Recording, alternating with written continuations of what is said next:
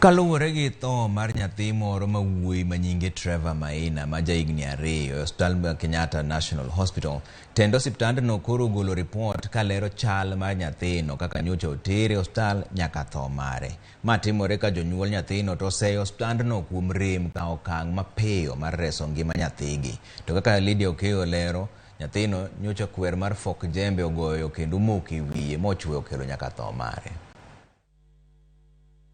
Chieng' wuok tich, odiochieng' yweyo mar Huduma Day, Trevor Maina kod nyithindgi 2 ne tugo e tie yien maembe e dalagi man Kilimambogo, Thika e kaunti ma Kiambu, ka masira makoch noyude. Jembe nogoyo wiye momoko e wiye. Ywak ma nyithindogo noywayo jirende manoringo biro mondo res Maina. Kasikia fujo watoto wanasema amekufa kutoka nje, kwa mtoto amelala chini, ajabu kushika ile deshi. Sasa ndio pale nikaja nikamchukua kumuokota. Saa abore wang'e noringi Trevor osiptal ma Thika Level 4 Hospital, to kaluwore kod chalne nochwale nyaka osiptal ma Kenyatta National Hospital saa 9:50. Nochop kode Kenyatta saa 12:30. Yenda tu tukakaa kwa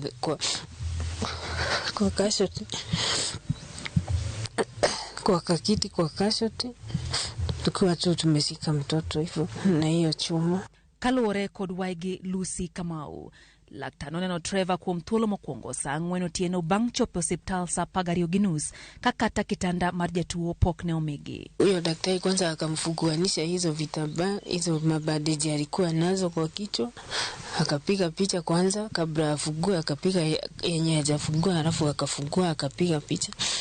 Akasema kesi kaa hiyo anastahili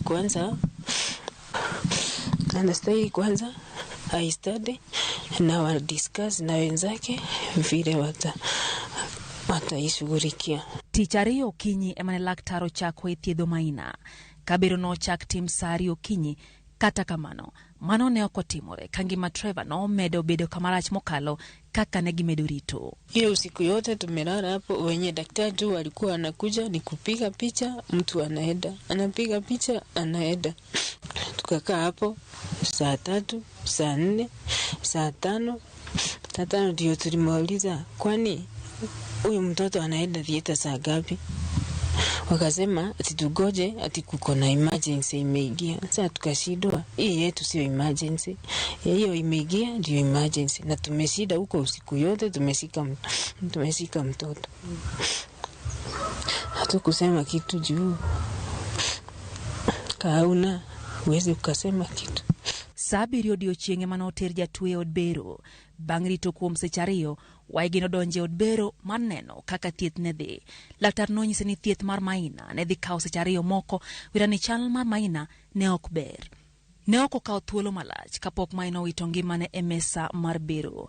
Anyuola Maina koro dwaro duoko motenre kod tho mare. Kama Kenyatta hospitali na ndio hospitali kubwa, mnaletwa mtoto ambaye ni mtoto mgonjwa, ako na homa kwa kichwa, na nyinyi hata hamuwezi kumshughulikia. Kutoka tarehe 11 jana ndio mliweza kumshughulikia. Jamani, wafanyikazi wa Kenyatta Hospital. Tho mar Maina osebedo kanyuolo paro mopogore ka thoth oganda se osiptal ma Kenyatta. Mano omiyo osiptal nogolo ripot margi e wi tho mar Maina. Jakom osiptal no Jojo Oko olero ni Trevor Maina nochop go osiptal no chieng' wuok tich saa 12:30 odhiambo. Nogo e picha manonro nyiso ni ne en kod hinyruok e obwongo, karemo ne chwer kendo ne donje e obwongo. Hinyruok manokel bang' jembe moke wiye. Okolero ne gitimo nonro matut manonyiso ni rem Maina ne ok nyal koto.